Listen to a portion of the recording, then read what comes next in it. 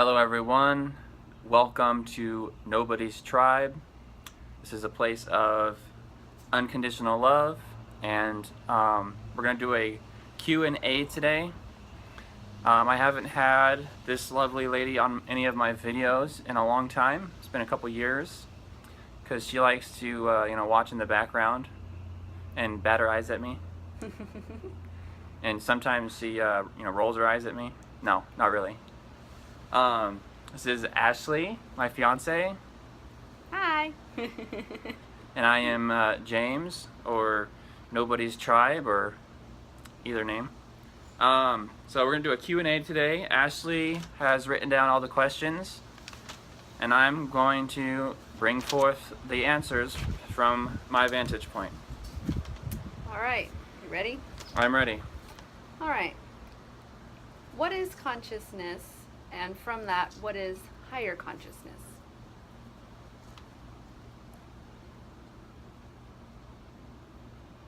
So, consciousness can be viewed as the aspect of you that is beyond form. It is the aspect of you that is the seer or the hearer, the perceiver.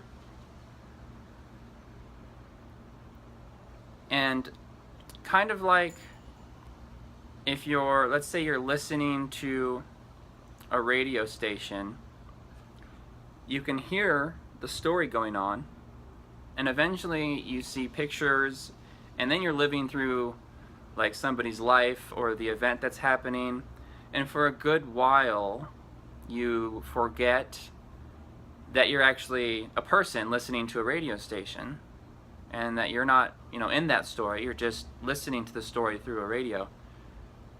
Consciousness in that story would be you, the person, and in the life experience, the experience of life is the perception, but we are the awareness that all of it is taking place in. But because the experience is so, I don't want to say like mind candy, it's so distracting and loud and perceptible that we forget the dimension that is observing it, and we actually attach our perception, our awareness to the experience, believing as if the experience is all that's taking place, but forgetting the undercurrent that gives all of the experience a place to be, or a place to be perceived. So that being said, the realization of that, becoming aware that you're aware, becoming aware of the essence that is doing the viewing, is the first glimpse into higher consciousness. Higher consciousness does not need to be this extrasensory thing. To be a higher conscious individual, you do not need to know how to channel. You don't need to be bringing in messages from the 18th dimension of Octarus. I mean, those things are wonderful if people have abilities to, talk to spirits and to do all those things. But don't ever underestimate the amount of consciousness you're bringing to your life, because you can't do these things that people do, or read astrology super well, or do yoga really well, or grow your butt muscles like the yoga instructors do. You don't have to do all of these things that spiritual people are doing to bring higher consciousness to your life experience. Higher consciousness can simply look on the outside as, it could be looked at as being a boring human being, or it can be looked at as being a very exciting human being. There are lots of people that are integrating higher consciousness that on the outside level you may not notice. I mean, you don't have to be wearing crystals all over your body and having all these abilities. those things, if they're ready to manifest, they'll manifest. But higher consciousness is simply becoming aware that there is a different dimension to life and experience than the one we see. In the one we see, I mean as situations, content, people, all of the out there, and then there was the one perceiving. I think I'll leave it at that. Okay. So how do you exactly get into that mind space of higher consciousness? Is it simply just holding space and being able to witness what's going on around you? Like, how would you explain to a beginner how to easily get into that space? How to easily get into the space of higher consciousness? So you're saying if you feel like you're in a life situation, or you're in a personality structure that is on a continual basis not very conscious, how do you move that to, okay. Yeah. So trying and moving around the parameters of your life, and shifting the furniture in your spiritual house is not going to get you the goal that you have in mind for becoming more conscious. There's an idea that if you are conscious, that you no longer have any sort of negative feelings come up, you don't have any sort of density, you no longer are frustrated with people, and all sorts of things. There is no longer this humanness to you, that you are just kind of you're always at a state of bliss. And it's very misleading, because if you believe that, you'll never allow yourself to get to a higher place of consciousness from a lower place of consciousness, because every single day is a reminder of how low your consciousness is. And there's a belief system within us, or possibly within you, that is saying, I've lost it. I'm not higher consciousness because I had these feelings today. Like, I had these human emotions, and they were really strong, and I didn't like them, so I must be failing. So I would say the biggest thing that slows the growth of consciousness down is our own belittling belief systems about what is occurring within us, which generally, if it's occurring on the emotional level through like anxiety, or through a feeling of a feeling instead of a thought process, it is most likely an unconscious belief we have, and we're punishing an unconscious belief by making a conscious belief that we're not conscious because of our unconscious belief. And it's kind of a self-perpetuating syndrome, because the fact that the feeling came up and the emotion came up is actually giving us the reprieve to recognize that we have a unconscious belief system that is creating this emotion. And so we can kind of, another place to grow, another place to expand. And the hardest part about being conscious when there is a lower consciousness aspect of yourself coming forth is my recommendation, which is doing nothing about it. Which to our mind will say, no, like this came up, I have density in me, I need to go get Reiki, I need to clear my chakras, or whatever thing it is that you feel will, I need to go pay an oracle $499 for an hour session so that she can cut my cords and all of my baggage, or whatever it is. We feel like we need to go fix, we must go fix and do something about it, or we need to go look into our past lives, or any of those number of things, when the ultimate deepest aspect of the higher consciousness is residing in being and allowing what is occurring. Because if you feel like you must do something about it on the physical level, you'll never deal with it on the internal level. So allowing it to arise and go back down without needing to form judgments about whatever it is that's happening. And the more and more we can do that, the more and more space we open up in us, and it becomes a habit where or not a habit, but a regular preference that when something arises in you, you don't make a big deal out of it. For example, empaths, if you could be around people that carry a lot of stuff, and it will make those same feelings arise in you, and you know you already worked on them, so you will believe that you're failing again, when really you're just feeling the emotions of other people or reacting in a way that's reflective of them. So the judgment needs to fall away when it comes to, I guess, that aspect of it. Did I answer the question? Yeah. Yeah? Mm-hmm. Okay, so opening more space and not judging. Okay, so I guess this could be like a spin-off of that question, but you might have already answered it. But how does one find peace in an uncomfortable situation?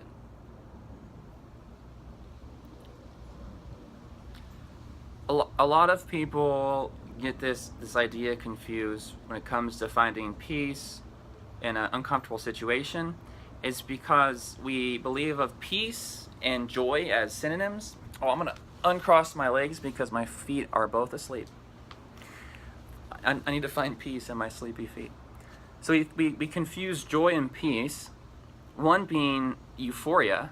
I mean, euphoria feels very different than peace, but peace can bring euphoria, but that's not always the case. In an uncomfortable situation, you're not going to find joy. You can easily find peace, and I say easily because on one level it is easier to find peace in an uncomfortable situation than it is to find suffering and negativity. And that may sound stupid on the surface level, but it takes a lot of work.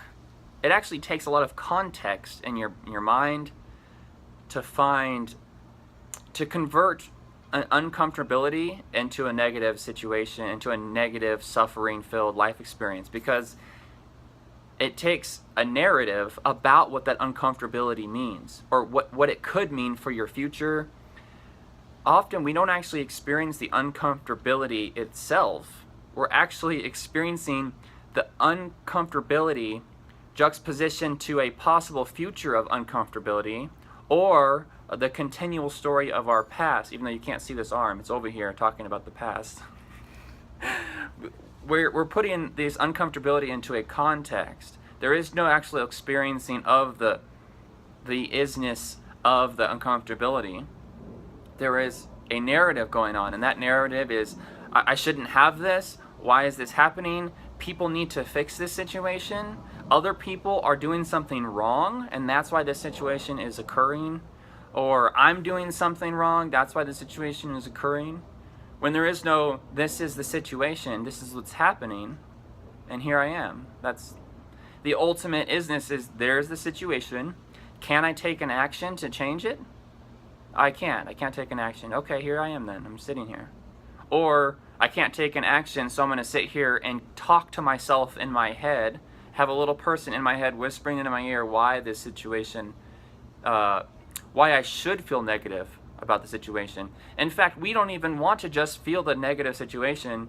We want to feel the negative situation and then tell ourselves a very negative story on top of the situation so that we can really feel negative about the situation. We actually get to experience it twice, but the second time is much worse because it actually turns into psychological suffering. There's no longer a sensation of uncomfortability. There is psychological suffering or negativity, which then perpetuates more of that situation, or it can make the situation last longer when it could have changed a lot easier through awareness or higher consciousness. Is there anything else you want to ask on that question? I guess this is pretty similar. How does one integrate fear or a fearful situation? Fear, I guess, is the ultimate topic when it comes to spirituality. You know, love is overcoming fear. I guess when people talk about love and light, love is the only way to get past fear. It's true, but the general population thinks of love as a euphoric state. There's a euphoric state of exaltation and appreciation for your environment. Not everybody in the world, a good majority of them are not in a state of exaltation and love and light of their environment or their situation or their. So the beginning stages of getting past fearful situations are a type of forgiveness that is so much more, or not, I guess forgiveness is a word, but love and forgiveness. I'll say that forgiveness is a form of love. So going into that place of presence is a form of love, because when you're going into presence, you're acknowledging your experience and you're allowing what is to be. There's a state of surrender to what is, and in that you're entering a state of acceptance on one level, but it does not mean you are tolerating the situation and that you don't want to change it or you don't want to fix it. But the good majority of fear that arises is all psychological talk, and it is assumptions. We don't generally experience fear as something that's happening. It's generally the things that are happening now are making me think about what might happen in the future. So you could do more with your imagination than fear. We may be programmed into a place of imagining fearful events because it makes us feel as if we're protecting ourselves. It makes us feel like we're doing something for our future by thinking about the bad things that could happen. But as one moves into a more conscious state, the things that we fear must come up in order for us to face it, because ultimately getting to a place of higher consciousness, becoming aware of the one that's aware, is to bring us to a place where fear no longer resides. Fear just being a false use of imagination. I think people have an acronym for fear. False something appearing real. False evidence appearing real. Something like that. So I'm not saying that you could just, take on a teaching about fear and then you no longer are going to experience fear. It is, are you experiencing fear and then creating another psychological concept or construct on top of that fear and trying to push it away, or are you allowing it to be? Again, the allowance and the surrender to, okay, I am feeling discomfort, anxiety about the situation.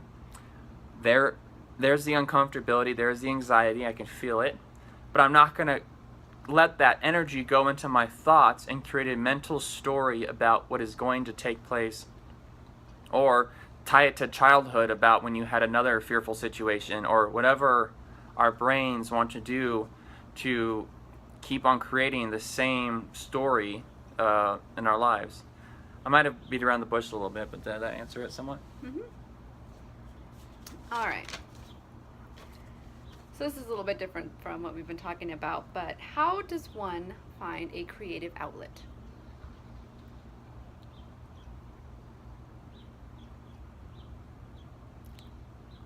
Good question.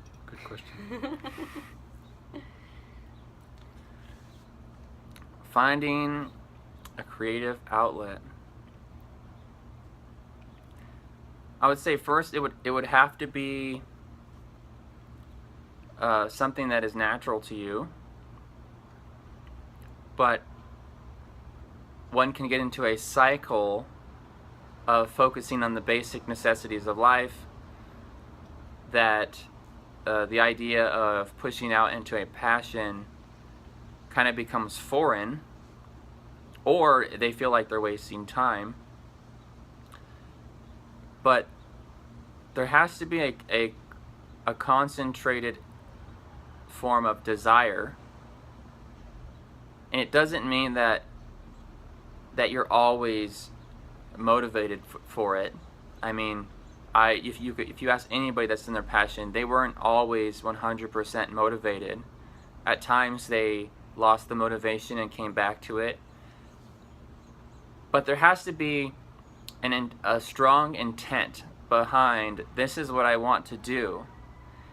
And if you don't do it, you're going to get a very abrasive experience from the rest of your life, to the point where, out of possible negativity and frustration, beating your head against the wall through other experiences, at first it'll seem like you're doing it because it's your last resort to finding some sort of satisfaction. But as you move into it, even little by little, like, do what you can with what you have at the moment. I mean, if you need $100,000 to start your endeavor or whatever it is, and so you're just like waiting to get $100,000 until you can actually do anything about it, you're always going to be at a distance from your creative endeavor, because you're, again, my arm's over here because it's cut off on the screen. We need to get a wider camera. You're always going to be in that place of waiting for the right circumstances to do your creative endeavor. There is going to be no doing your creative endeavor and being your creative endeavor. There's always going to be, once this falls in place, I will be able to work on it. Not knowing that our experience doesn't have awareness in and of itself. It doesn't have intent in and of itself. Its intent is based off of us. We are giving out the intent for what our experience is going to do. And so doing what you can with what you have now, and not waiting for your creative outlet to find you, is going to be important, because if you're in the state of waiting, you will always be in the state of waiting. You're actually creating your biggest creative endeavor. Not doing your creative endeavor is creating the idea of waiting. You're creating the experience of waiting. You're actually really good at it sometimes, right? Are you really good at creating waiting? Yeah.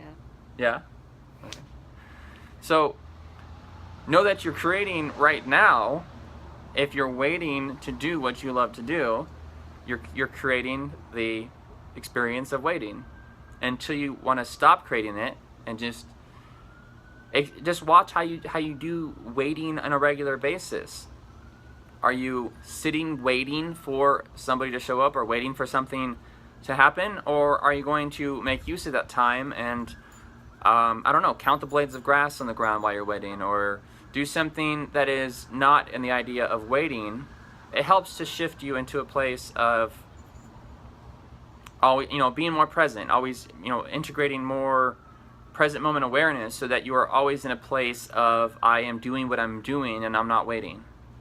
Which, I mean, I know it's hard for a lot of people, but our belief systems about living life and the belief systems that come through from higher consciousness, they tend to clash. And we don't like them, because it makes us feel uncomfortable about our lives, like we're not doing enough. And that's not the point of, spiritual teachings. They're supposed to be a reflection. And if you take something from it, that's great. If not, that's great as well. But the goal is that we can all shift our consciousness slowly to be more in tune with what we actually want. Can I add my input on that? Yeah. Okay. So I came up with that question because, personally, for me, I don't have a creative endeavor like you do. So I find myself almost stressing out over the fact that I need to find one. So I feel like with your answer, it kind of made me find different ways to show creativity that's not something conventional. Like, some people say that you can show creativity through dance or painting or art, but you have shown me that I can show creative side in basically whatever I'm doing. In the space that I am waiting for different things in my day or whatever, I could find something creative to do with that time. That could be anything. So that actually broadens my perspective on what I thought a creative outlet could be. So actually makes me feel more excited. Yeah, and it doesn't need to be a life goal. It doesn't need to be a career. It doesn't even need to be anything you hope to make money off of. Which, I mean, it can be. That's totally fine. The creative endeavor that you're seeking could merely be teaching yourself how to put up a pop-up tent. That could be your creative endeavor for the day. Or fixing something that's broken in your house that you just were interested in but you didn't know how to. Look it up on YouTube and you can be creative with that. Whatever it is that sparks your interest, you just follow that interest and explore it. And then if that interest falls away, then you just let go of it and I mean, if you were taking apart your VCR, which I don't know why you would have a VCR. I was thinking about VCRs today because I wanted to play an old video. But if you're taking apart something to fix it, and you don't get a career out of it, I mean, that's fine. It's not likely you're going to get a career out of fixing VCRs because they don't make them anymore. But the point is getting yourself into a state of consciousness that is more reflective of our true essence, which is not limited by our very, very dense physical lives of this place that we're all in, which if anybody denies that it's a rather dense place, I mean, I don't know where you're living at, but I would like to live there. All right, so the last question I had pretty much kind of came from that. I mean, I could ask it Okay, anyways, no, I was going to say, but- we're probably going to run out of data because this went really long. Okay. All right, so that's all we have for you. Love you all. Thank you for watching. If anybody ever wants to chat one-on-one, you can visit my page, Nobody's Tribe, which you might be watching this on. Subscribe to Nobody's Tribe on YouTube. As always, safe travels in the now.